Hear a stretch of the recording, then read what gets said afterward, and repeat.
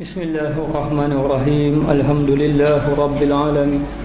Wassalatu wassalamu ala asyrafil anbiya'i wal mursalin wa ala alihi wa sahbihi ajma'in. Subhanaka la ilma lana illa ma 'allamtana innaka antal alimul hakim. Rabbi shrah li sadri wa yassir li amri wa hlul 'uqdatam min lisani yafqahu qawli. Qala musannif rahimahullahu ta'ala wa nafa'ana bi'ulumihi fid dharain amin. Maka jika engkau kata sesungguhnya telah besarlah kadar perkara ini, yakni takwa, dan tinggi tempatnya, yakni kedudukannya, dan sangat berhajat kepada mengetahui akan dia, dan adalah perlu kita mengetahui tentang takwa ataupun berilmu mengenai takwa, maka tiada sekarang daripada tafsirnya. Maka sekarang kata pengarang kitab kita hendaklah dihuraikan mengenai takwa. Maka takwa di sini amat besar kedudukannya di sisi Allah Subhanahu Wa Taala, dan amat tinggi darjatnya bagi orang yang bertakwa. Sebab itulah awal ayat Al-Quran disebut alladzina yu'minuna bil ghaib zalikal kitabu la raiba fihi hudal lil muttaqin. Al-Quran ini tiada ragu bagi orang yang bertakwa kepada Allah Ta'ala. Jadi permulaan Al-Quran menceritakan sifat orang yang bertakwa. Maka takwa ini penting dalam kehidupan manusia yang beriman. Jangan sampai kita tidak rasa takwa kepada Allah. Mestilah kita bertakwa. Maka untuk mendapat takwa, maka perlu melalui jalan menuntut ilmu, mencari guru yang benar, mencari ilmu yang benar, dan beramal di atas jalan yang benar, untuk kita menghasilkan takwa kita kepada Allah Subhanahu Wa Taala. Maka tidak mesti kita kena tahu mengenai hakikat takwa, ataupun apakah yang dimasukkan takwa yang dikehendaki oleh Allah Subhanahu Wa Taala. Maka ketahui olehmu bahawasanya pekerjaan itu, yakni pekerjaan takwa, demikianlah maka sebenar baginya bahawa besar kadarnya. Maka dia kata demikianlah pekerjaan takwa, yakni kedudukan takwa. Amat besar kadarnya, kedudukannya di sisi Allah, dan lazimlah tuntutnya, yakni wajiblah kamu mencari ketakwaan. Tuntutnya mencari, lazim wajiblah kamu mencari takwa. Biar kita mencari takwa. Tujuan apa kita belajar agama? Di antaranya untuk mencari takwa kepada Allah. Jangan kita belajar untuk menghabiskan masa sia-sia, tidak, tapi kita mencari ketakwaan kepada Allah. Maka biarlah kita belajar sampai menghasilkan rasa takut kepada Allah Ta'ala. Dan apa bukti seorang itu sudah takwa pada Allah? Bukti seseorang tadi sudah takwa kepada Allah, dia meninggalkan perkara yang dilarang oleh Allah. Dia dapat meninggalkan maksiat. Kalau tidak ada takwa, tak dapat tinggal maksiat. Tidak akan dapat tinggal maksiat. Dan manusia yang melakukan maksiat, setelah hatinya tidak rasa takut kepada Allah. Tapi kalau hatinya takut kepada Allah, dia akan tinggalkan maksiat. Dia akan meninggalkan maksiat ataupun melakukan ketaatan kepada Allah Subhanahu Wa Taala. Maka tidak dapat mesti, jadi mesti kita mengetahui mengenai takwa. Dan menyentuhlah hajat. Menyentuhlah hajat kepada mengetahui, yakni bersangatan hajat, sangat-sangat berhajat kepada mengetahui akan dia, mengetahui tentang takwa, yakni sangat perlu kita mengetahui tentang takwa. Dan kita belajar ilmu biar menghasilkan takwa.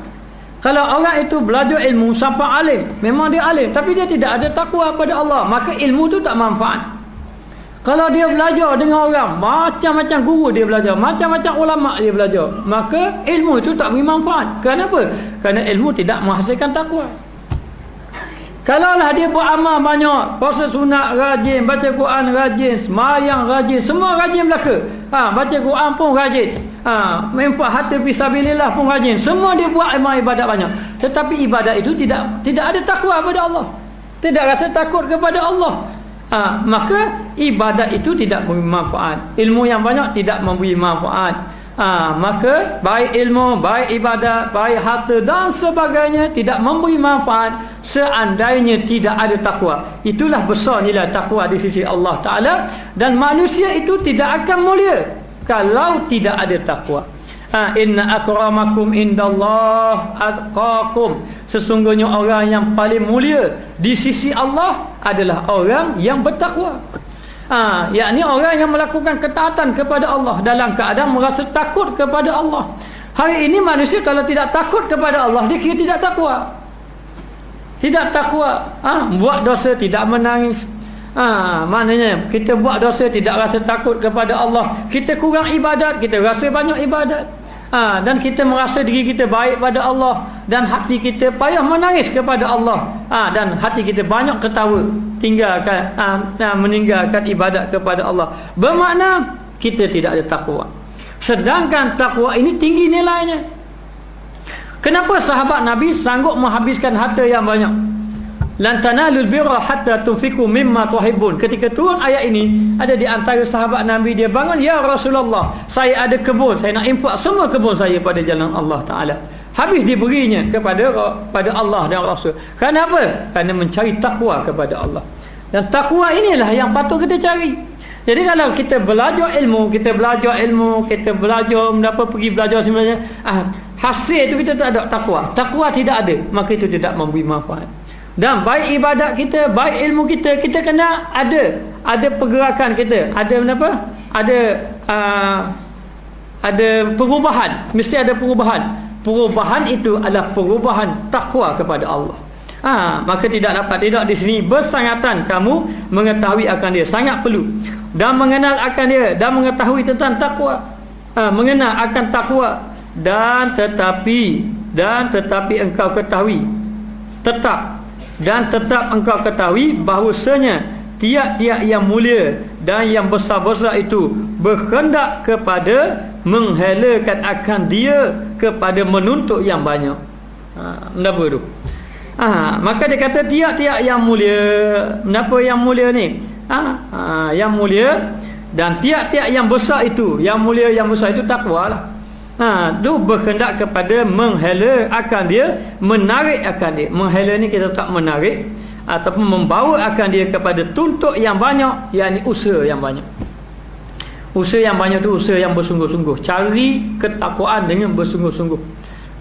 Kita nak dapat ketakwaan ni tidak boleh sambil lewa. Mesti kena bersungguh-sungguh. Belajar kena bersungguh-sungguh, beribadat kena bersungguh-sungguh, untuk menghasilkan takwa kepada Allah. Lalu ulama-ulama sufi telah mengatur jalan untuk mendapat ketakwaan kepada Allah. Lalu jalan dia adalah jalan amal. Hari ini ramai manusia yang hanya terletak pada ilmu saja, pada syariat saja. Mempelajari ilmu begitu banyak. Pantang dengan kuliah ilmu, pergi. Satu perbuatan yang dipuji oleh syarak. Alhamdulillah. Maknanya orang-orang yang duduk dalam majlis ilmu ini dipuji oleh syarak, dan dia akan mendapat rahmat Allah, akan diampunkan dosanya oleh Allah Ta'ala. Tetapi kalau sekadar mendapat ilmu saja, hanya pantang dapat ada kuliah, dia pergi belajar ilmu, tidak disertai dengan amal, maka ilmu tadi tidak akan membawa dia kepada takwa. Kerana dikatakan ilmu itu adalah imam, amal itu adalah makmum. Maknanya kena tahu ilmu depan, kemudian amal. Jangan kita beramal tidak ada ilmu, jangan yang berilmu tidak beramal. Mesti kena ada ilmu dan amal. Maka tidak dapat ulama-ulama tasawuf dia susun jalan-jalan beramal. Bagi orang awam berzikir, jalan yang beramal, berzikir. Dan bagi orang awam supaya hati kita hidup hati kita. Bila kita dah banyak berzikir, hati kita akan hidup kepada Allah. Bila hati berzikir, inilah hati orang yang bertakwa kepada Allah. Itulah yang dimaksudkan dalam hadis at-taqwa hahuna. Nabi tepuk dada dia. Bukan tepuk dada ni bukan kata sombong, tidak. Bukan, Nabi tu tepuk. Wa asyara ila sadrihi ni maknanya tunjuk, Nabi tunjuk ke dada dia. Apa maknanya? Takwa duduk di hati. Takwa duduk kaki. Kalau duduk kaki orang pergi masjid, takwa belaka. Sebab takwa duduk kaki. Dah Nabi sebut at-taqwa hahuna. Taqwa hahuna Nabi sebut di dada. Nabi tunjuk di dadanya. Macam mana nak tunjuk? Wallahu a'lam. Cara dia, tapi Nabi tunjuk pada di dadanya. Jadi bila Nabi tunjuk dekat arah dadanya, maksud dia Nabi tunjuk takwa itu ada di dalam hati. Maka orang yang takwa adalah orang yang hidup hatinya dengan Allah. hidup hatinya dengan Allah. Maka untuk mendapatkan hidup hati dengan Allah, tidak mesti kena jalan berzikir. Jalan berzikir. Bila kita jalan berzikir, lalu ulama susung peringkat awal berzikir la ilaha illallah, zikir la ilaha illallah. Jadi bila kita belajar Minhajul Abidin, perjalanan masuk ilmu ni, kita nak beramal dengan ilmu, duduk pada zikir dulu. Kerana apa? Kerana apa yang dibahaskan dalam kitab ini adalah membicarakan tentang hati, tentang takwa kepada Allah. Jadi untuk dapat takwa kepada Allah, hati mesti hidup. Untuk nak menghidupkan hati, mesti kena berzikir, kena sebut nama Allah, la ilaha illallah. Sebut nama Allah sehinggalah hati kita hidup kepada Allah Subhanahu wa taala. Bila hati sudah hidup pada Allah, bila hati sudah ingat pada Allah, di situlah dapat meninggalkan maksiat. Orang ingat Allah, dia tak akan buat maksiat. Dia ingat Allah, dia tak akan buat maksiat. Jadi bila dia ingat Allah, nak buat maksiat tak jadi, maksiat tak jadi, sehingga kan lahir satu sifat meninggalkan maksiat, melakukan ketaatan. Itulah takwa. Bukan sekadar istilah takwa tu takut. Itu istilah saja. Tetapi takwa itu adalah pegangan dalam hati yang menyebabkan kita, yang pertama boleh melakukan ketaatan kepada Allah, yang kedua kita boleh meninggalkan maksiat kepada Allah Ta'ala, yang ketiga hati dalam keadaan sentiasa ingat kepada Allah. Sebab ada orang buat takwa, ada orang boleh tinggal maksiat, tapi hati tak ingat pada Allah, hati tidak ingat kepada Allah Ta'ala. Contohnya, ramai mana sembahyang yang tidak khusyuk. Yang antara kita kita tak khusyuk sembahyang, dah tahulah yang depan ni ada khusyuk, alhamdulillah. Yang saya kata kita tu termasuk orang cakap ni. Tidak khusyuk lagi sembahyang. Selalunya apa bukti tidak khusyuk? Kalau anak kucing hilang, dengar tahu dalam sembahyang, atas beban dinding. Tinggal teringat dia cari. Jadi nak tidak dapat tidak, mesti hidupkan hati untuk menghasilkan takwa kepada Allah Subhanahu wa taala. Maka dia kata menghala, menarik, membawa kepada tuntutan yang banyak, usaha yang bersungguh-sungguh. Banyak ni maknanya usaha yang banyak. Usaha yang banyak yang bersungguh-sungguh. Kena banyak usaha. Jadi kena banyaklah usaha, kena banyak berzikir. Tiap-tiap hari dicadangkan supaya berzikir la ilaha illallah. Zikir la ilaha illallah, amalkan zikir ni banyak-banyak. Kemudian yang kita buat tambah-tambahan yang lain, puasa sunat, baca Quran dan sebagainya. Dan kepada penat, bukan pintu tu, penat. Dia penunta, nak baca pintu pun boleh. Kepada penat yang besar, maknanya perlu usaha, perlu usaha yang lebih, kadang-kadang membawa kepada penat, letih dan sebagainya. Dan juga hemah yang tinggi, perhatian yang tinggi. Hemah ni cita-cita ataupun usaha ataupun perhatian yang tinggi, perlu kepada perhatian yang tinggi. Sebab tu ibadat tak boleh sambil-sambil lewat. Ibadat kena bersungguh-sungguh. Tak boleh sambil-sambil lewat. Maka kena perhatian yang tinggi untuk mencari takwa kepada Allah Ta'ala. Dan bersungguh-sungguh, dan hendaklah bersungguh-sungguh yang sangat, yakni sangat bersungguh-sungguh untuk mencari kepada Allah, mencari jalan Allah, yakni mencari jalan takwa kepada Allah Subhanahu wa taala. Berkata Al-Imam Ghazali dalam kitab Bidayatul Hidayah, hendaklah seseorang tadi hendaklah mengatur perjalanan hidupnya dengan melakukan ibadat kepada Allah, lalu diaturkan. Contohnya lepas pagi kena buat jadual apa-apa. Lalu Imam Ghazali mengatakan golongan pertama, golongan yang mereka itu bangun pagi hanya memikir kepada dunia semata-mata. Bangun pagi nak fikir, nak cari harta kerja saya semata-mata. Lalulah menggunakan masa ibadatnya amat kurang sekali. Ibadat ada juga sikit sekali. Dan masa dia mencari harta tadi, dia lupa ibadat kepada Allah. Sama ada dia tidak sembahyang ataupun dia sembahyang lewat waktu. Ini golongan yang pertama.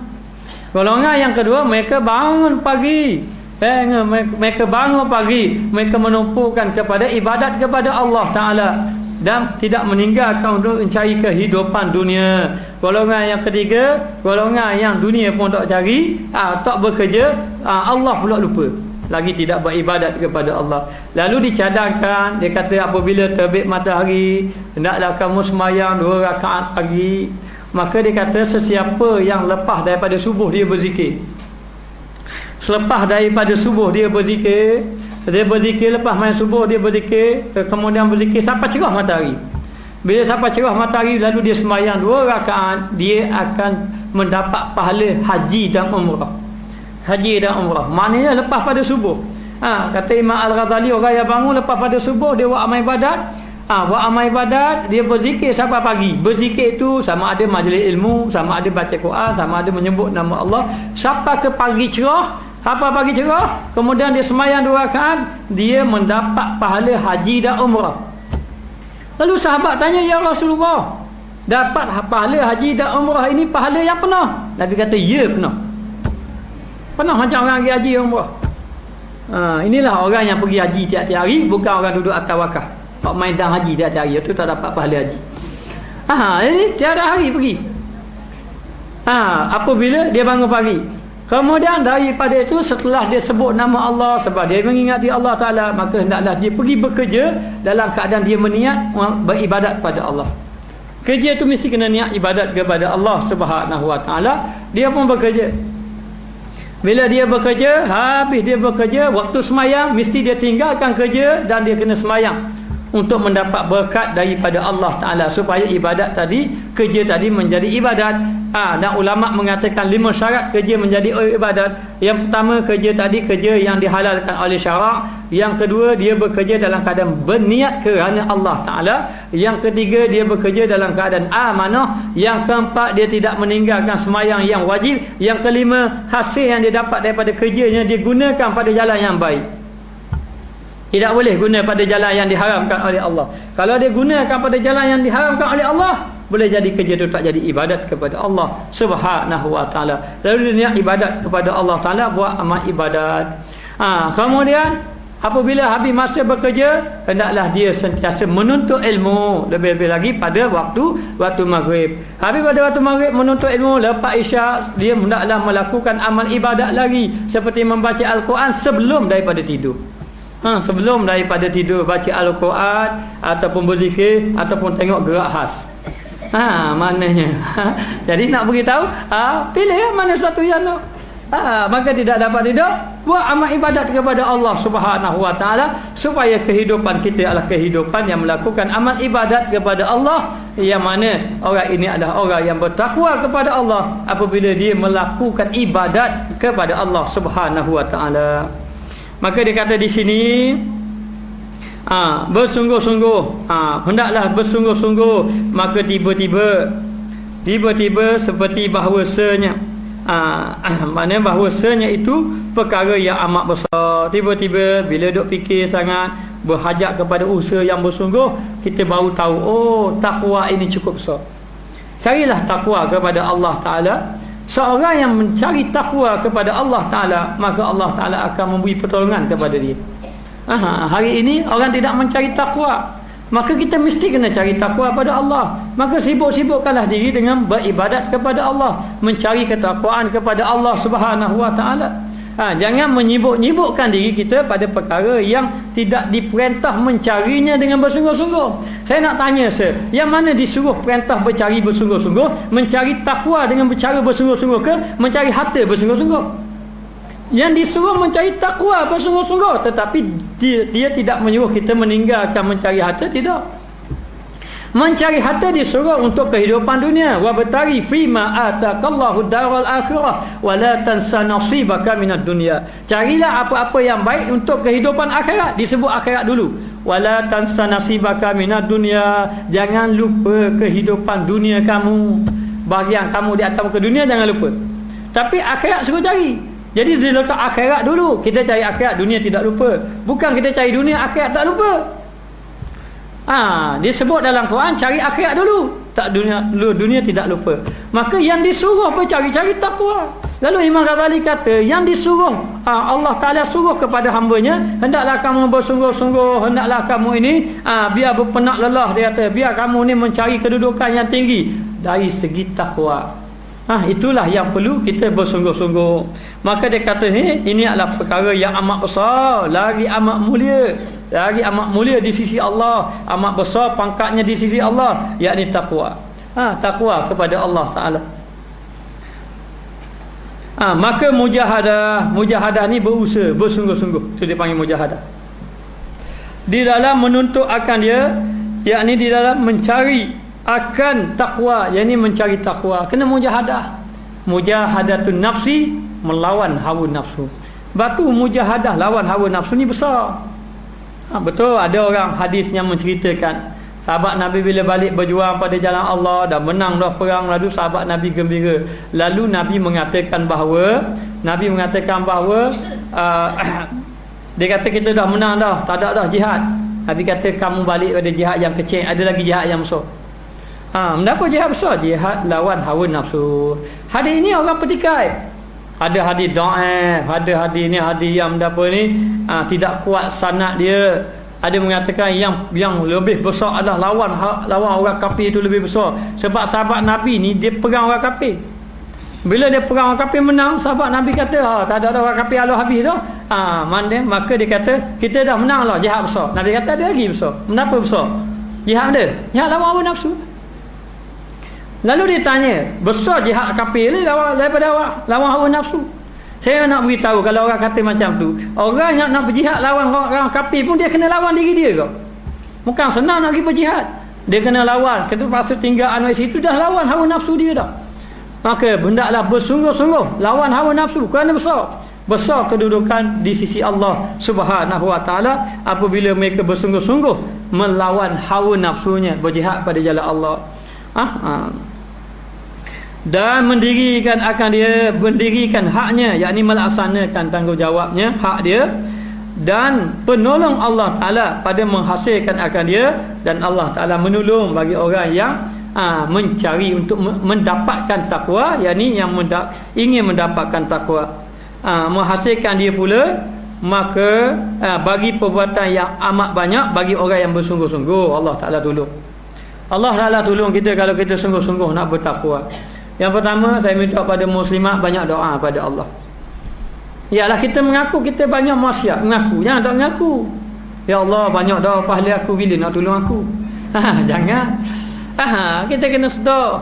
Sebab apa saya kata macam tu? Sebab wa in ta'uddu nikmatallah la tusuha. Kalau kamu nak hitung nikmat Allah, kamu tak akan terhitung nikmat Allah Taala banyak. Baik, dengan nikmat Allah Taala yang banyak, padang tak ibadat kita? Tak padang dengan ibadat kita. Kita dah lalai pada Allah, cukup kita lupa pada Allah, dah maksiat, lupa pada Allah Ta'ala. Jadi kita kena mengaku. Tapi kita tak mampu nak meninggalkan maksiat, maka kita kena banyak berdoa, minta. Bila berdoa bersungguh-sungguh. Kalau boleh kita berdoa sama tiap-tiap hari, doa tiap-tiap hari, biarlah tak dapat lagi pun berdoa.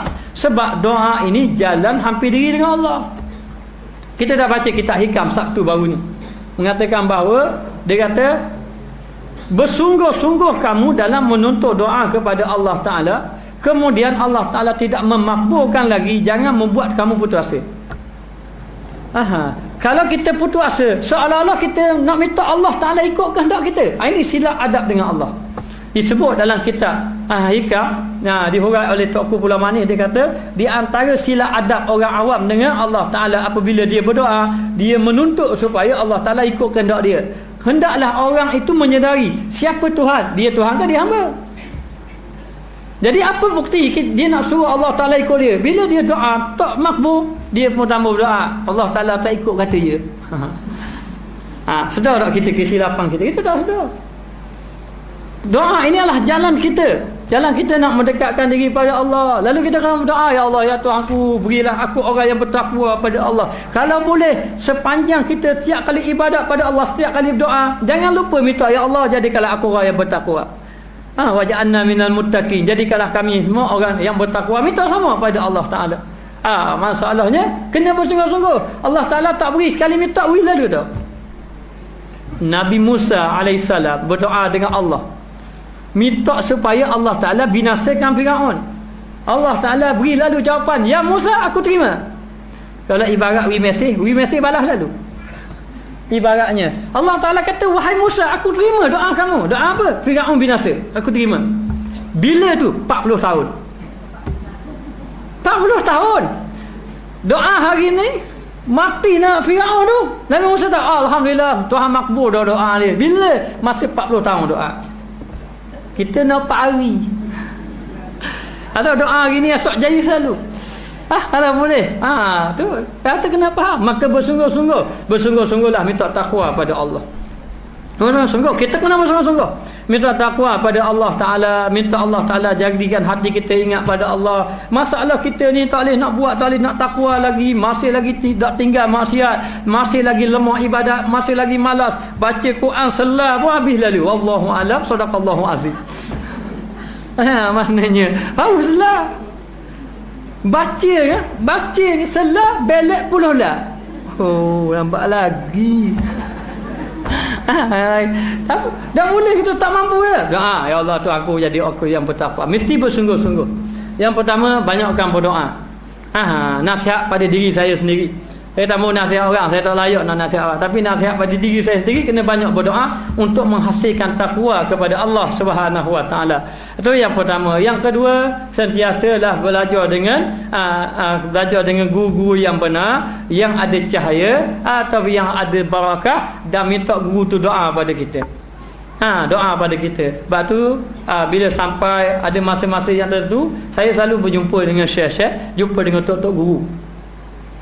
Jumpa dengan tok guru. Tapi tok guru saya kalau dekat di Kemaman tu, saya jumpa dia, saya minta doa, dia tambah doa. Molek dah. Doa ke saya. Dia pula suruh kita doa dia. Jadi nak beritahu, minta doa. Kita cari orang-orang alim minta doa.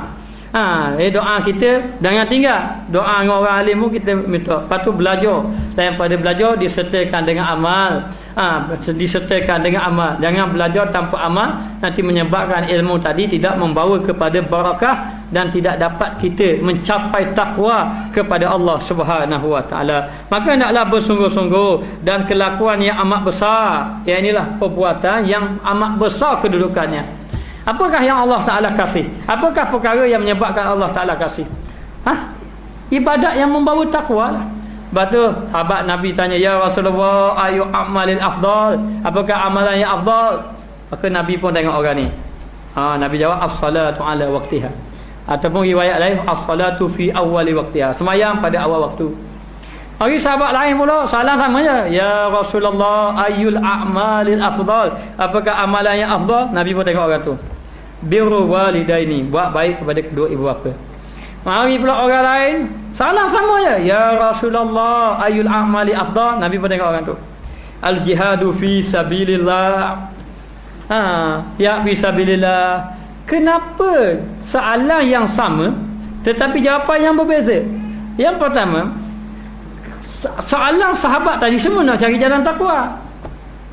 Sahabat Nabi dia tak pernah tanya Nabi benda perkara-perkara dunia. Dia tak pernah tanya, ya Rasulullah, macam mana nak dapat jadi pemimpin tu? Macam mana nak dapat harta banyak tu? Sahabat Nabi tak tanya Nabi, tapi dia cari jalan takwa.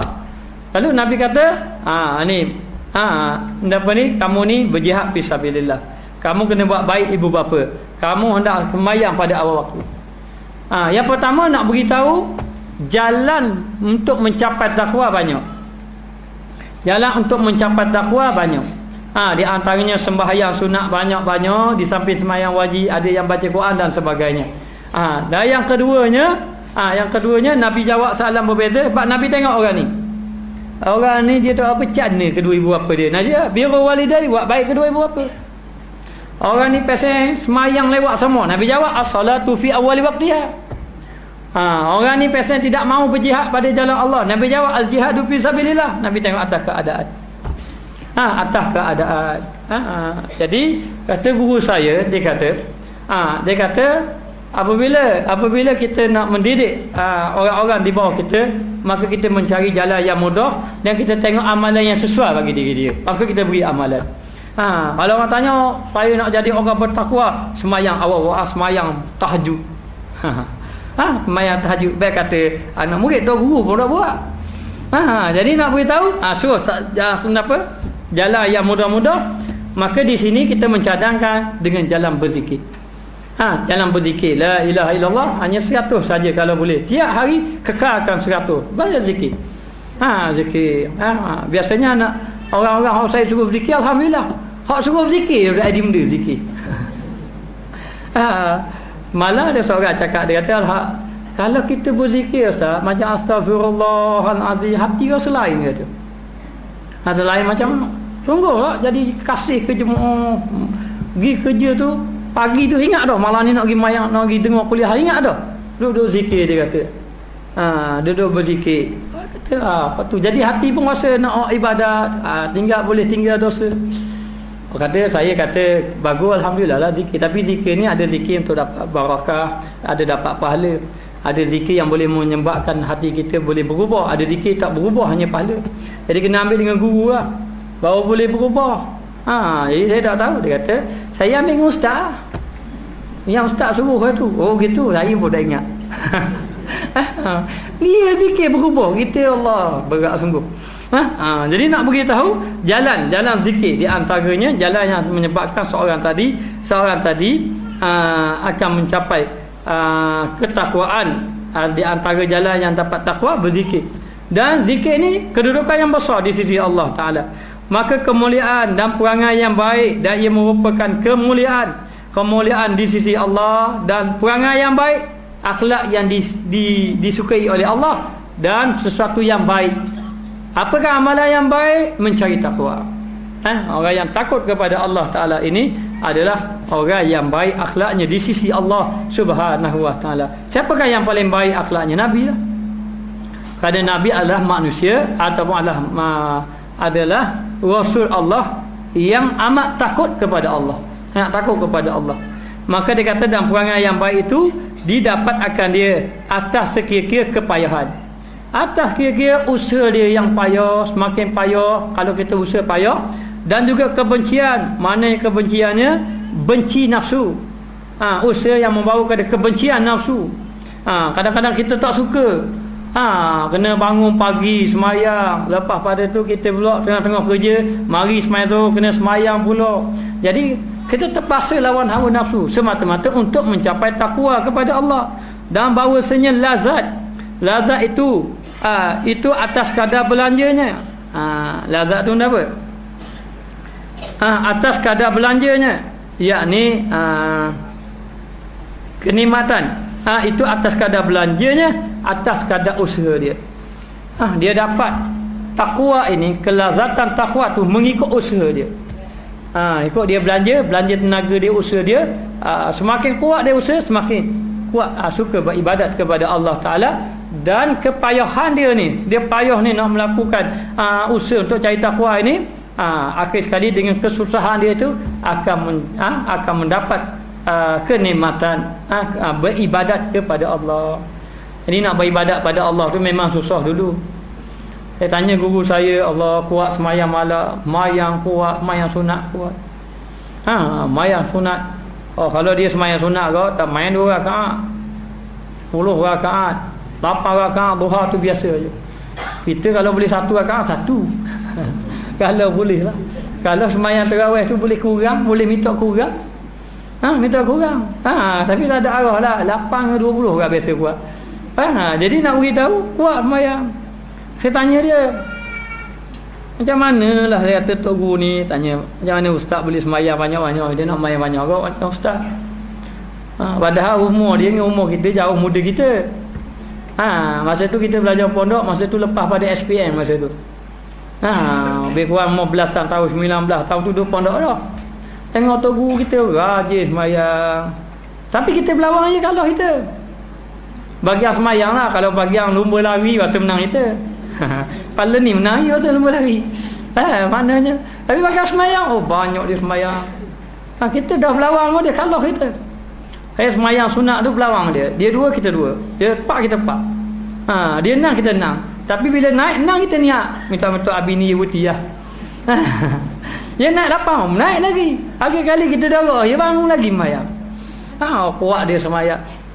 Semayang. Jadi saya tanya dia, macam mana boleh rajin dengan semayang? Dia kata malah kau dia tebeng. Orang tengah kata tebeng. Kau tebeng. Orang tengah mana dia usaha kau lawan kau. Lawan. Akhir kali dah biasa dah. Bila dah biasa, dia kata apa? Kalau tak semayang tak sedap.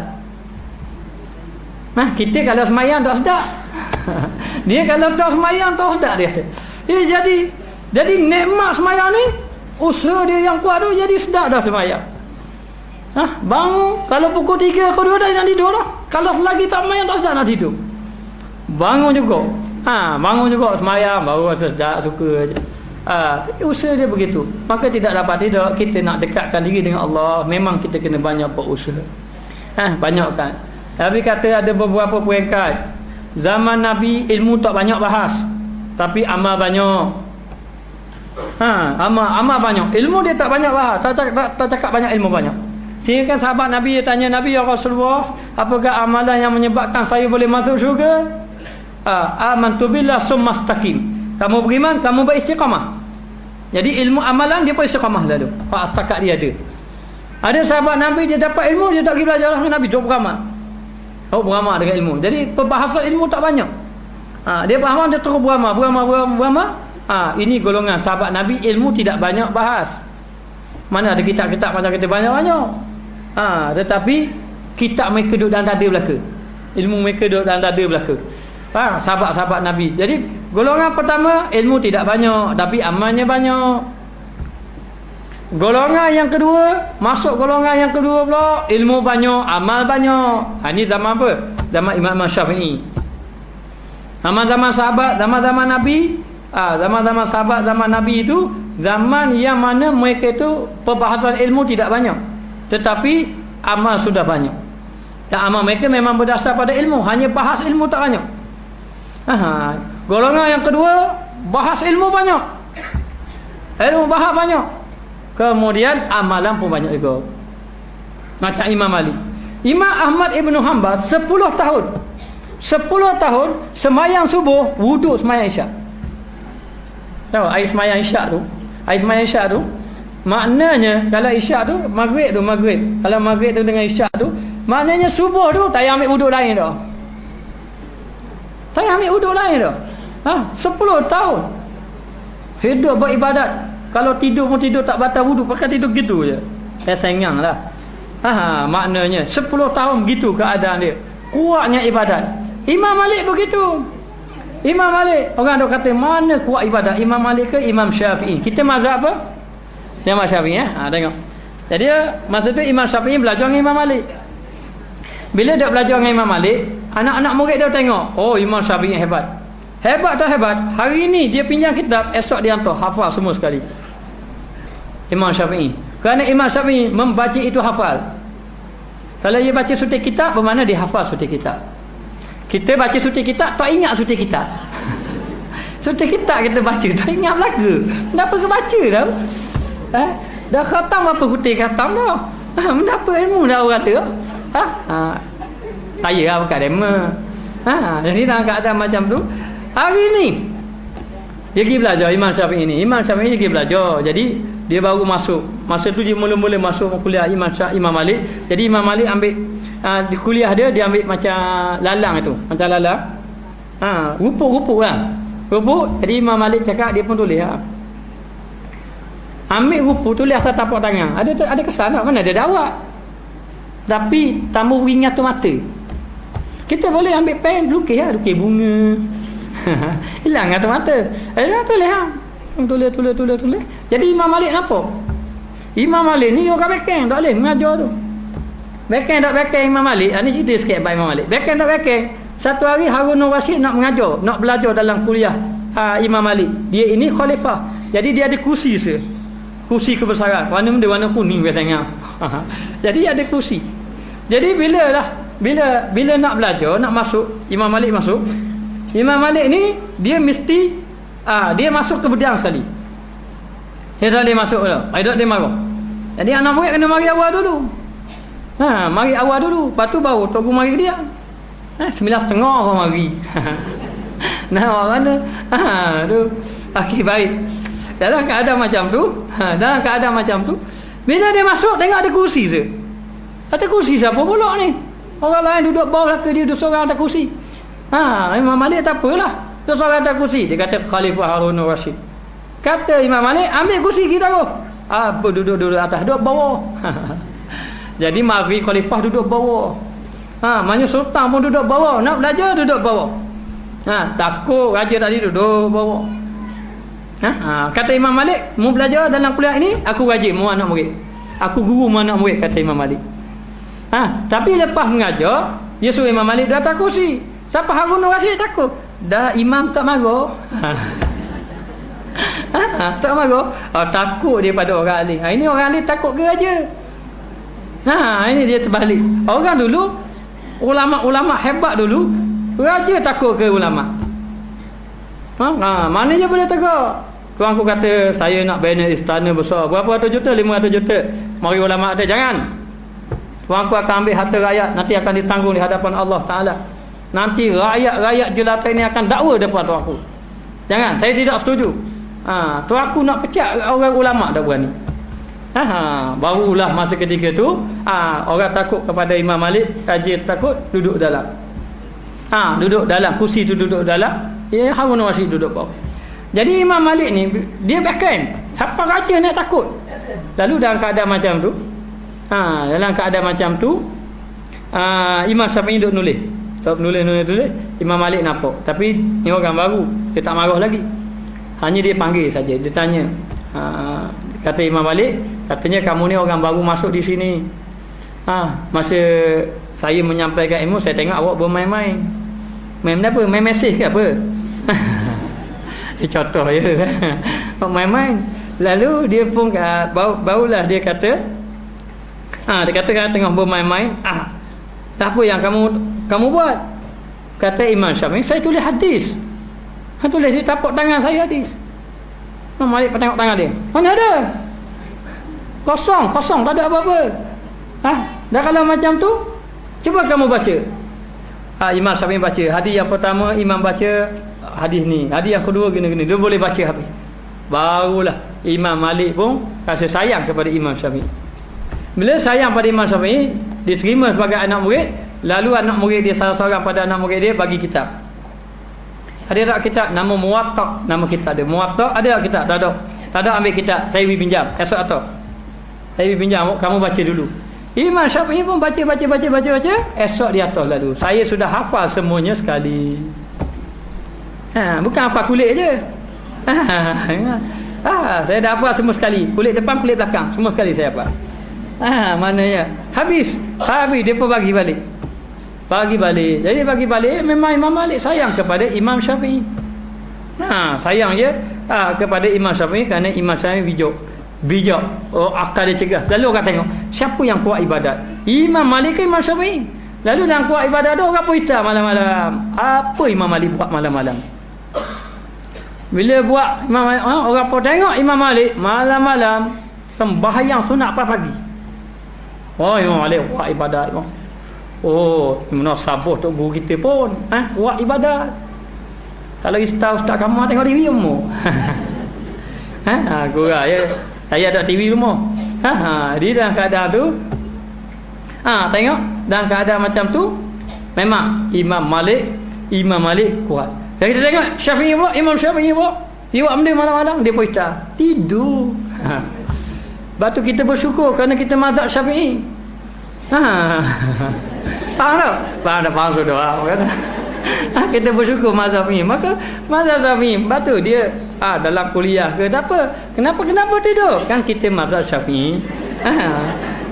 Jadi dalam keadaan macam tu, kena berusaha bersungguh-sungguh untuk mencapai takwa kepada Allah Ta'ala. Maka terpaksa tinggal benda yang kita benci oleh nafsu kita tinggal, untuk mencapai makam di sisi Allah. Dan yakinlah kepada Allah. Siapa yang bersungguh-sungguh nak cari jalan Allah, Allah Ta'ala akan bantu, Allah akan tolong. Kita nak sampai makrifat pada Allah, biar hati kita ni betul-betul bersih, biar kita betul-betul ikhlas kepada Allah, biar hati kita ni biar sentiasa ingat, biar mata kita ni menangis kerana Allah Ta'ala, biarlah kita ini kurang tidur berjaga malam kerana Allah Ta'ala, biarlah kita kurang ketawa banyak menangis pada Allah. Kita minta pada Allah, kita berdoa bersungguh-sungguh, yakinlah Allah Ta'ala akan tolong. Tak apa. Maknanya setiap kali semayang, saya minta pada muslimah setiap kali semayang berdoa pada Allah, ya Allah ya Tuhanku, jadikanlah aku orang yang bertakwa kepada Allah, dan jadikanlah berikan makrifat aku kepadamu ya Allah. Berikan makrifat kepada aku. Mana minta pada Allah. Siapa kita mati berdoa? Maknanya kalau kita bersungguh-sungguh dalam doa, dalam belajar ilmu, dalam beramal, yakinlah Allah Ta'ala akan menolong kita. Apa buktinya? Firman Allah Ta'ala, bahawasanya Allah Ta'ala berfirman, walladzina jahadu fina lanahdiyannahum subulana wa annallaha la ma'al muhsinin wa annallaha raufur rahim. Bermula mereka yang mujahadah, maknanya mereka yang bersungguh-sungguh dan bersusah payah dalam melawan hawa nafsu. Mujahadah ini bersungguh-sungguh, bersusah payah lawan hawa nafsu. Itu dipanggil mujahadah. Maknanya bersungguh-sungguh nak lawan hawa nafsu ni. Pemujahadah dia kata mereka itu pada kami, yakni pada jalan kami, pada jalan Allah. Bersungguh-sungguh pada jalan Allah. Sesungguhnya kami tunjukkan mereka itu akan jalan kami. Lanahdiyannahum subulana, kami akan menunjukkan kepada mereka itu jalan kami. Boleh juga lanahdiyannahum, kami akan memberi hidayat kepada mereka pada jalan kami. Allah Ta'ala akan tolong kita. Yakinlah kepada Allah, banyaklah berdoa pada Allah dan sentiasalah munajat pada Allah Ta'ala. Jadi satu jalan yang kita tengok masyarakat kita tinggal, jalan munajat pada Allah, jalan berzikir pada Allah, jalan munajat pada Allah. Kita kurang munajat pada Allah. Bergantunglah dengan Allah, berdoa dah dengan Allah Ta'ala. Jangan ada putus asa. Jangan ada putus asa pada Allah. Doalah. Dan ada satu kisah yang mana dalam kitab hikam dia cerita, ada seorang itu berdoa pada Allah bertahun-tahun, Allah Ta'ala tidak makbulkan dia. Sehinggalah satu hari bertemu dia dengan Allah. Dia tanya, ya Allah, kami memohon kepadamu, kami mohon kepadamu, tetapi kamu tidak menunaikan permohonan aku. Lalulah Allah Ta'ala mengatakan, ketahuilah aku suka mendengar suara hamba-Ku yang meminta-minta kepada aku. Jadi yang kamu minta ni, harta muka dunia ni aku tak bagi ni, ambil sekarang ni aku bagi. Aku akan bagi pada Allah Ta'ala. Apabila kita yakin pada Allah, maka bersungguh-sungguhlah cari jalan. Sebab itu hari ni kita belajar ilmu, alhamdulillah. Yang pertama bersyukur kita pada Allah. Kita kena jadi orang yang bersyukur. Alhamdulillah kita dipilih di kalangan Allah Ta'ala ada dalam majlis ilmu ini. Dan ramai lagi yang tidak dipilih. Kalau diikutkan ramai lagi, tapi kita di kalangan orang yang dipilih. Sekurang-kurang kita bersyukur kepada Allah Ta'ala. Jadi kena bersyukur pada Allah, yang pertama. Yang kedua, bila kita bersyukur, kena banyak berzikir, ingat kepada Allah Ta'ala. Ingat pada Allah Ta'ala. Di samping kita bersyukur kepada Allah, maka tidak dapat tidak, mestilah kita ni dia kata berusaha sehinggalah Allah Ta'ala tunjuk jalan kepada kita. Dan bahawasanya Allah Ta'ala serta orang yang muslimin, bahawasanya Allah Ta'ala itu serta, maksud serta itu menolong, bukan menolong orang yang muslimin, iaitu orang yang melakukan kebaikan, orang yang ihsan. Apa makna ihsan? Orang yang sentiasa ingat Allah, melakukan kebaikan dalam keadaan mengingati Allah, maka Allah Ta'ala akan tolong orang yang buat baik. Kita buat baiklah, niat nak buat baik, akan datang pertolongan daripada Allah Ta'ala. Tetapi untuk mendapatkan pertolongan, mesti kita bertakwa pada Allah. Dan bahawasanya Allah Ta'ala amat lembut, lagi amat kasih sayang. Allah Ta'ala lembut, maha lembut dan maha kasih sayang pada hambanya. Lembut Allah Ta'alanya, sentiasa memberi nikmat kepada hambanya. Hamba banyak buat maksiat, sehingga kan malaikat kata, ya Allah, hamba-Mu itu begitu banyak maksiatnya kepadamu, tetapi kamu banyak menurunkan rahmat pada mereka. Dan rahmat Allah Ta'ala ni meliputi ataupun melebihi kemukaan Allah. Kalau kemukaan Allah ni lebih besar pada rahmat, nascaya ramailah binasa, habis binasa. Dengan maksiat yang begitu banyak kepada Allah, dengan lupa kita kepada Allah, habis binasa. Tetapi rahmat Allah Ta'ala, kasih sayang Allah Ta'ala. Zaman Nabi ada seorang tu buat jahat sungguh lah. Direngkahkan cerita, dah tiap kali dah kita cerita. Direngkahkan cerita, lelaki itu telah menzinai mayat. Sehingga kan Nabi sendiri dengar marah. Nabi marah pada orang tadi kerana buat perkara yang terkutuk itu. Jadi dia minta dengan Nabi, boleh tak saya bertaubat? Tapi Nabi marah pada dia. Dia balik menangis. Lalu malaikat Jibril datang, ya Muhammad, aku nak tanya, kamu hamba ke kamu Tuhan? Kata Rasulullah, aku hamba, Allah Tuhan. Dan aku nak tanya lagi kamu ke yang mengampun dosa ataupun Allah? Kata Rasulullah, Allah Ta'ala lah yang mengampun dosa. Dan kamu ke yang menerima taubat ke? Allah Ta'ala terima taubat. Kata Rasulullah, yang menerima taubat adalah Allah. Lalu malaikat mengatakan, orang yang orang yang datang kepadamu mengadu kemarahan mengenai dosa dia, Allah Ta'ala ampunkan dosa dia. Allah Ta'ala ampun. Apabila seorang tadi mencari jalan takwa kepada Allah. Baik, kita tengok. Amat kasih sayang, dan pada tangannya yakni kudratnya. Tangan di sini mana kudrat? Pada kudrat Allah. Kudrat itu mana kuasa? Pada kuasa Allah Ta'ala itu mudah tiap-tiap yang payah. Di sisi Allah perkara yang mudah jadi payah, dan bagi Allah mudah, tidak ada payah bagi Allah. Allah Ta'ala nak beri Allah sekelip mata. Ramai mana orang jahat jadi baik? Orang jahat jadi baik sekelip mata je kalau Allah Ta'ala nak beri. Tapi biar betul-betul bersungguh. Bersungguh kepada Allah Ta'ala, nak cari jalan takwa.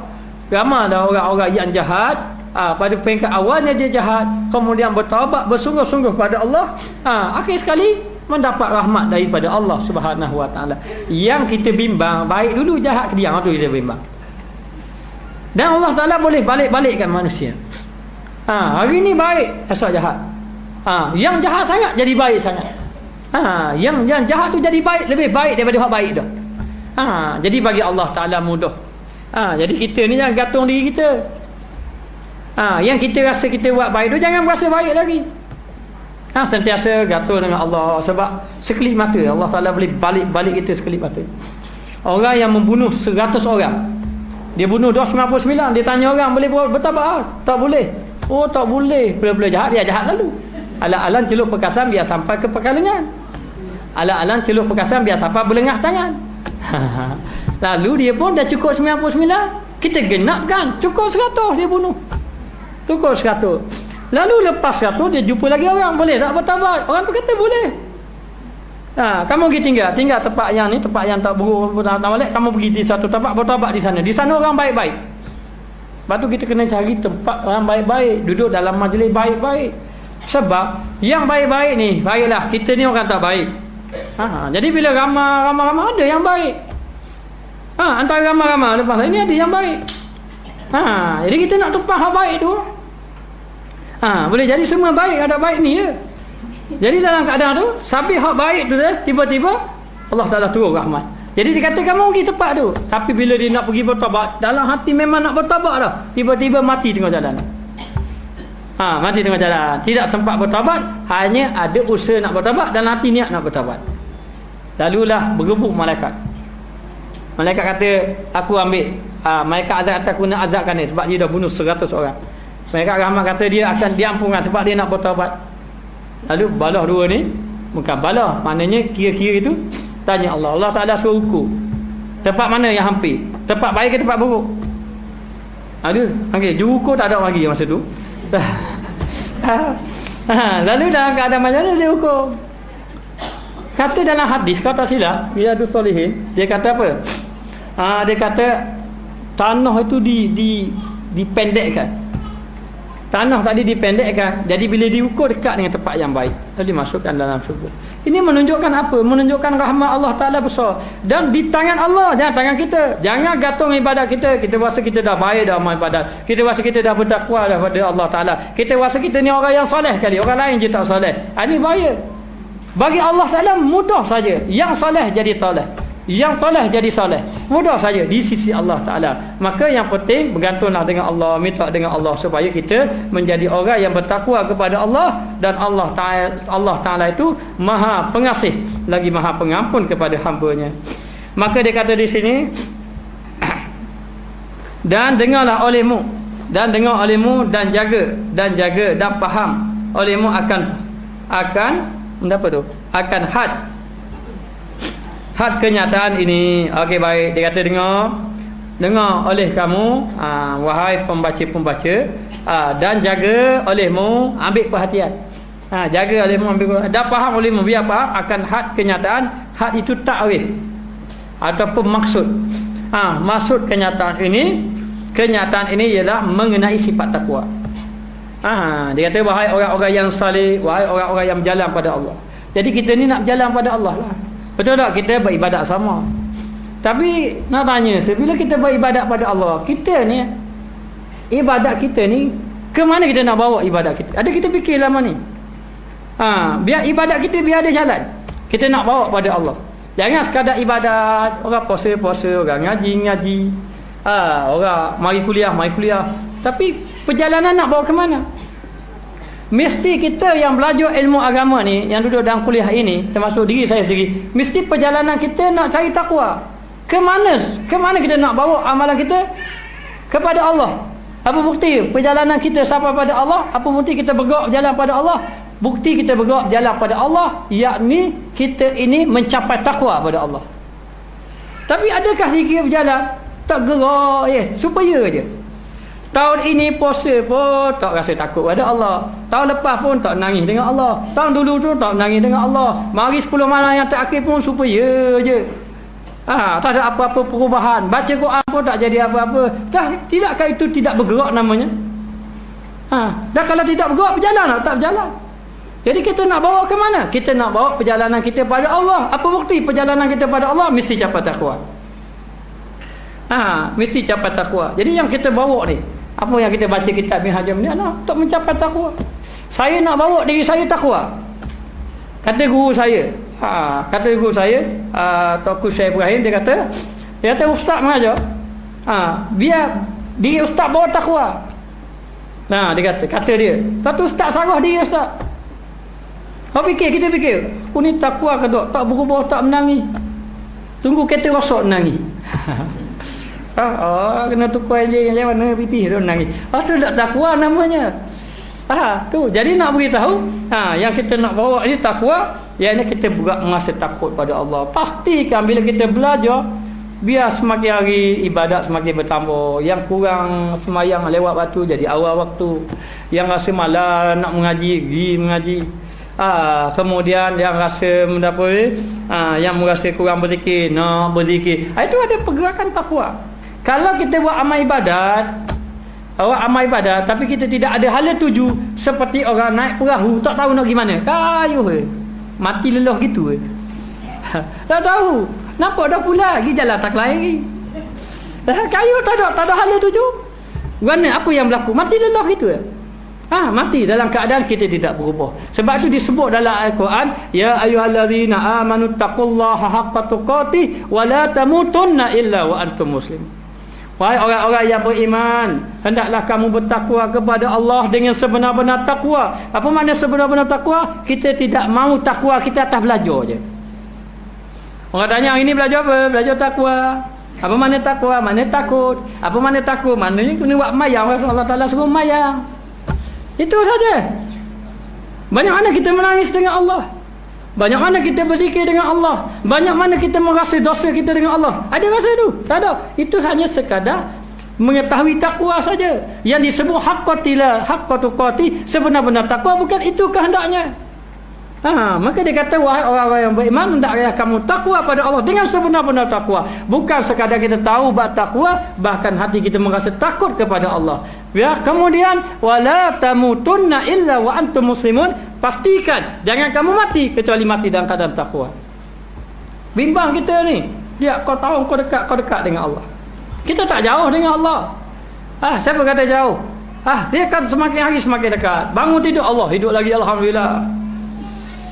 Orang-orang sufi ni, ahli-ahli tasawuf, bila kita tidur, apa maknanya?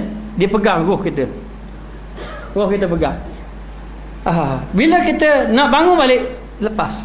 Dia bagi atas balik, bangun. Kalau Allah Taala pegang roh, tak atas-atas, mati kita. Mati kita. Asal tak oksigen 3-4 botol pun, 3 gas pun, 3 potong gas pun tak ada benda. Tak oksigen, tak karbon dioksida pun tak ada benda. Sebab yang pegang tu. Itu sahabat yang selalu ikut jawab saya, Ustaz Amir itu, dia meninggal dalam tidur. Tapi alhamdulillah, sebelum dia tidur berzikir, baca kitab, berzikir, berzikir dan sebagainya. Jadi kita moga-moga dia duduk dalam keadaan roh yang dirahmati Allah. Dia dengan Allah dah. Kita tak tahu lagi. Bila kita tengok orang mati, apa yang kita tahu? Kita takut ni. Takut benda. Sebab Allah Ta'ala kata, wala tamutunna illa wa antum muslimun, pastikan mati kamu dalam keadaan bertakwa, serah diri pada Allah. Kita semakin hari semakin takwa pada Allah, tapi perjalanan takwa tu tak ada lagi kita. Allah bimbang kita. Mesti kita kena rasa takut. Mesti perjalanan takwa kita maka ada pada Allah. Biar merasa takut kepada Allah Subhanahu Wa Taala. Baik, dia kata di sini. Dia kata had kenyataan ini takrif ataupun pengertian perkataan ini, yakni sifat takwa.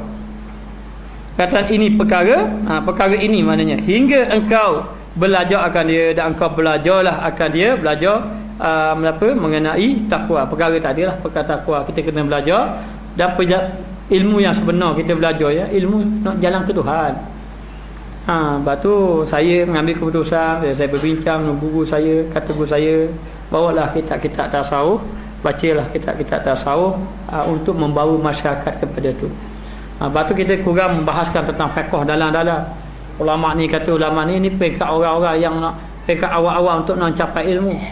Tapi pekat kita nak beramal dah, tak ada dah. Pekat kita ni pekat nak beramal. Pekat saya lah, kalau berfikir-fikir dah nak bahas-bahas kita banyak dah. Pekat kita nak beramal, kita sampai pada Allah. Jadi setiap kali ada nak mari demam takut. Takut sebab mati itu tiba-tiba. Yang takut kita kerana kita tidak mencapai takwa lagi tu. Yang kerana kita tidak mencapai takwa pada Allah. Cari jalan, belajarlah ilmu yang boleh membawa takwa pada Allah. Cukuplah kita cari jalan tu. Jadi untuk mencapai jalan takwa pada Allah, mesti yang pertama kita belajar dulu ilmu-ilmu yang asas-asas. Kemudian kita belajar ilmu yang untuk mendekatkan diri kita kepada Allah Ta'ala. Dan engkau bersungguh-sungguh bagi berdiri akan dia, yakni engkau bersungguh-sungguh bagi melaksanakan akan dia. Berdiri itu melaksanakan, melaksanakan sifat takwa, yakni beramal dengan takwa tadi. Beramal dengan takwa. Nak beramal apa? Kalau Imam Ghazali suruh zikir 1000 sehari tu, Imam Ghazali pengarang kitab kita ni, suruh zikir ni 1000 sehari, la ilaha illallah 1000, Allahumma salli ala Muhammad 1000 kali sehari, ya hayyu ya qayyum 1000. Itu jalan takwa. Jalan nak jalan takwa. Jadi katanya guru saya, dia kata ilmu ini mesti kena masuk dengan amal. Kalau tidak tak bergerak kita. Tak bergerak. Mana boleh mari muslimat, boleh mari belajar. Saya khatam habis dah Minhajul Abidin. Minggu depan belajar lagi Minhajul, tiga kali khatam, tapi tidak masuk dengan amal. Sebab kita bimbang, takut tidak bergerak amalan kita untuk capai kepada takwa. Maka kena masuk jalan beramal dan minta tolong dengan Allah. Dah banyaklah minta doa dengan Allah, minta tolong dengan Allah hingga engkau amalkan barang yang engkau ketahui. Minta tolong dengan Allah supaya Allah Ta'ala beri kita kekuatan untuk beramal dengan ilmu. Ilmu banyak kita belajar macam-macam. Kalau bab sembahyang sunat macam-macam banyak soalan banyak. Ustaz, sembahyang sunat ni. Tapi masalah nak beramal tu payah. Nak beramal tu payah. Ini masalah. Maka nak beramal itu mesti kena bergantung dengan Allah. Mesti kena bergantung dengan Allah Ta'ala. Maka dia kata barang yang engkau ketahui daripadanya, maka bahawasanya kelakuan sekaliannya, kelakuan perbuatan sekaliannya, perbuatan yang membawa kepada takwa itu di dalam yang demikian itu. Maknanya kelakuan semuanya sekali tadi, supaya kita belajar minta tolong dengan Allah Ta'ala itu, di dalam yang demikian itu ialah dalam jalan untuk mendapat takwa. Jadi dengan cara macam mana? Kita cara belajar bersungguh-sungguh, minta tolong, berdoa dengan Allah Subhanahu Wa Ta'ala, untuk kita mencapai takwa kepada Allah. Bermula Allah Ta'ala yang memerintahkan hidayat. Maknanya Allah Ta'ala lah yang berkuasa memberi hidayat. Hidayat ini milik Allah kepada milik Allah Ta'ala. Dan taufik. Apa makna taufik? Taufik ini pertolongan Allah. Hidayat ni ada dua. Satu dipanggil hidayat irsyad. Hidayat ni hidayat memberi petunjuk. Satu lagi dipanggil hidayat taufik. Tapi ada taufik hidayat dan taufik tapi hidayat. Hidayah irsyad ni macam mana? Kita bila dengar ilmu, kita berasa hati kita dengar ilmu. Dengar ilmu hati kita, boleh lah, kena zikir banyak. Duduk dalam majlis ilmu lah. Bila kita dengar tu ustaz tu suruh berzikir, kita rasa nak berzikir. Saya pengalaman saya belajar, masa belajar kitab Minhajul Abidin untuk guru saya, setiap kali belajar mari balik nak mayat sunat. Esok mari belajar lagi, lama belajar, kena ngaji Quran ni. Setiap kali kan mari sama dalam hati ni. Setiap kali mari sama dalam hati. Balik tak tahu bagus, gerak khas tangan bagus. Kita tengok gerak khas lah, tapi masih dalam kuliah tu mari. Tak mampu kita nak buat amal ibadat. Jadi perkara ini pernah berlaku pada sahabat Nabi. Jadi sahabat Nabi duduk dalam majlis ilmu Nabi. Allah, majlis yang sangat berkat, majlis ilmu Nabi lah. Dia tak apa nak gambarkan, sehingga kan sahabat kata, kalau Nabi cakap bab neraka, nangis Nabi, pesang-pesang ke diri. Kalau Nabi cakap bab jihad, bangun nak berjihad belaka tu. Maknanya hebatnya Nabi. Kita cakap bab ilmu, tidur habis. Anak orang mana? Jadi dalam keadaan macam tu, berkat Nabi. Sahabat Nabi ini dalam satu hadis dia ceritakan bahawa dia kata, dia jumpa Rasul, dia kata, ya Rasulullah, kami ni kalau duduk dalam majlis ilmu Nabi, Allah semangat nak buat ni, tapi balik dah jadi setengah baru. Balik ni kena kau ngaji Quran, balik kena ngaji Quran. Nak balik minum air kedah tu. Minum air kedah. Balik dah. Tak tengok dah Quran. Tengok Gusti. Tengok tak ada. Tadi hati tu memang nak buat. Lalu sahabat Nabi kata, ya Rasulullah, saya ini kalau duduk dalam majlis ilmu Nabi, Allah macam-macam. Nak buat ni, tapi kalau balik tak. Balik tu tak. Tak jadi. Macam mana masalah kenapa ni? Masalahnya hati kamu tu tidak tetap lagi dengan Allah. Yalah, kita nak belaka, berzikir, nak semayang malam, nak baca Quran, semua nak belaka, tapi tetapkan hati dengan Allah. Banyakkan berzikir dulu untuk tetapkan hati kepada Allah Ta'ala, dan buat usaha dengan bersungguh-sungguh. Maka yang beri hidayah Allah. Maka hidayah irsyad ni, hidayah yang kita hanya memberi kesedaran saja tapi tak mampu nak beramal, itu dia panggil hidayah irsyad. Mana kalau kita dengar orang menyampaikan ilmu, balik rasa nak berubah je. Tapi berubah tak berubah. Tapi dapat hidayah, alhamdulillah, dapat dah hidayah. Tapi berubah tidak berubah, itu dipanggil hidayah irsyad. Alif Rashim alif dal, irsyadun. Hidayah irsyad. Yang satu lagi dia panggil hidayah taufik.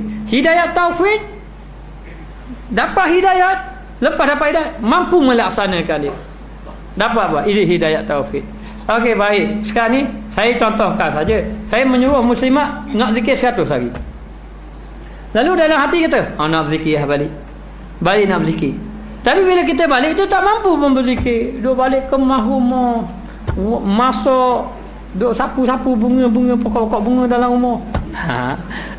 Maknanya lepas tu sikat kapit anak. Saya reka je tu.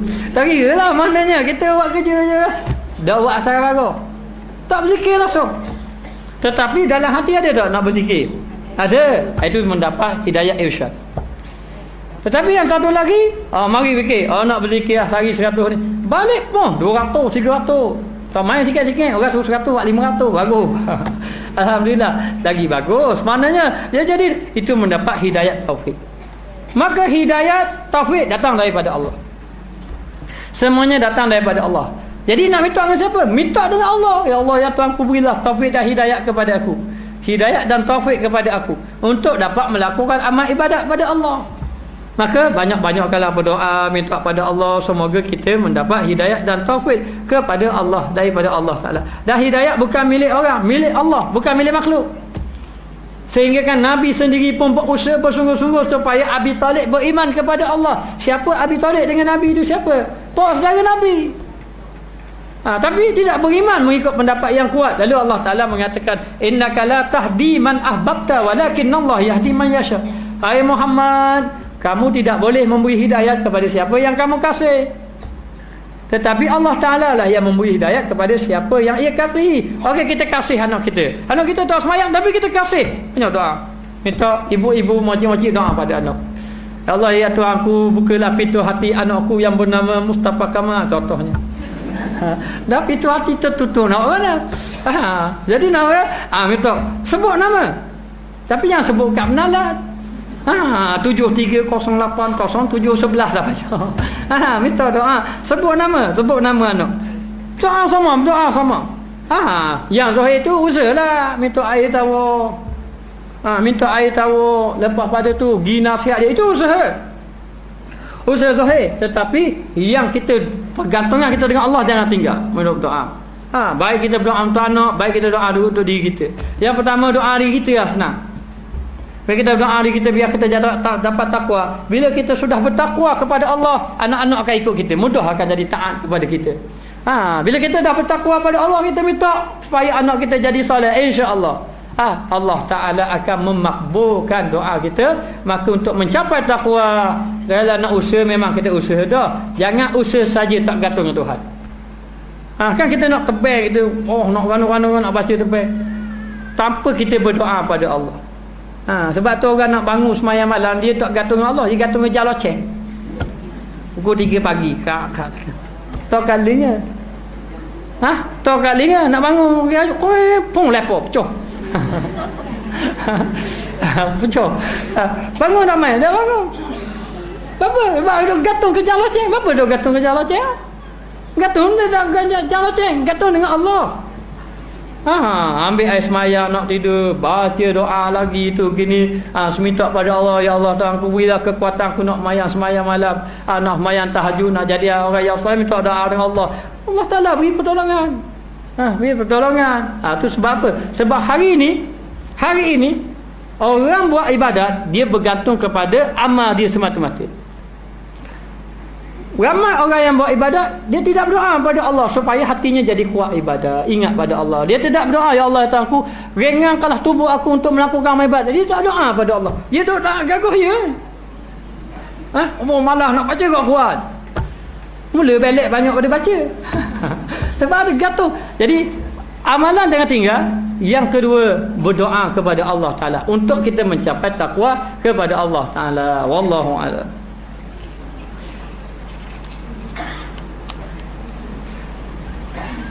Bismillahirrahmanirrahim. Rabbana zalamna anfusana wa illam taghfir lana wa tarhamna lanakunanna minal khasirin. Ya Allah, ya Tuhan kami, ampunlah segala dosa-dosa kami, dosa guru kami yang telah mendidik hati kami, dosa kedua ibu bapa kami, dosa ahli keluarga kami, adik-beradik kami, jiran tetangga kami dan masyarakat kami. Ya Allah, ya Tuhan kami, jadikanlah kami orang-orang yang mendapat ketakwaan di sisi-Mu, ya Allah. Ya Allah, ya Tuhan kami, berkatkanlah orang yang berada dalam majlis ini, ya Allah. Ya Allah, ya Tuhan kami, selesaikanlah segala masalah kami, ya Allah. Masalah keluarga kami yang tidak taat kepada-Mu, ya Allah. Masalah hati kami yang lalai kepada-Mu, ya Allah. Ya Allah, ya Tuhan kami, sesungguhnya amat murahnya Kamu kepada kami, ya Allah. Amat baiknya Kamu kepada kami, amat ihsannya Kamu kepada kami, ya Allah. Engkau menurunkan nikmat yang begitu banyak kepada kami, tetapi kami melakukan maksiat kepada-Mu, ya Allah. Ya Allah, ya Tuhan kami, ampunlah segala dosa-dosa kami, ya Allah. Ya Allah, ya Tuhan kami hanya pandai menyampaikan ilmu pada orang tapi tidak beramal, ya Allah. Ampunlah dosa kami, ya Allah. Ya Allah, ya Tuhan kami banyak mendengar ilmu, ya Allah, tapi tidak mampu beramal, ya Allah. Tolonglah kami, ya Allah, untuk kami dapat beramal dengan ilmu yang kami pelajari, ya Allah. Ya Allah, ya Tuhan kami, Engkau telah kumpulkan kami di tempat yang mulia ini, ya Allah, dan kumpulkanlah kami di negeri akhirat, ya Allah, bersama dengan ahli-ahli keluarga kami, ya Allah. Ampunlah segala dosa-dosa kami, ya Allah. Matikanlah kami semua, ya Allah, dalam kalimah la ilaha illallah. Ya Allah, ya Tuhan kami, seandainya ada orang-orang kaya di sini, ya Allah, Engkau jadikanlah mereka hati yang pemurah, ya Allah, hati yang sentiasa taat kepada-Mu, ya Allah. Ya Allah, ya Tuhan kami, seandainya ada di kalangan kami fakir miskin, ya Allah, Engkau jadikanlah mereka orang yang sabar, orang yang taat kepada-Mu, ya Allah. Ya Allah, ya Tuhan kami, himpunkanlah kami, ya Allah, bersama dengan orang-orang yang soleh, bersama dengan Nabi, Siddiqin, Syuhada dan juga Salihin. Ya Allah, ya Tuhan kami, berilah hidayah dan taufik kepada kami, ya Allah. Jadikanlah kami orang-orang yang saleh dengan berkat kitab Minhajul Abidin ini, ya Allah. Jadikanlah kami orang yang bertakwa, jadikanlah kami orang yang banyak menangis kepada-Mu, ya Allah. Jadikanlah kami orang yang benar-benar ikhlas melakukan amal ibadat kepada-Mu, ya Allah. Ampunlah segala dosa-dosa kami. Rabbana atina fid dunya hasanah wa fil akhirati hasanah wa qina azabannar. Wa sallallahu ala sayidina Muhammad wa ala alihi wa sahbihi wa sallam. Walhamdulillahirabbil alamin.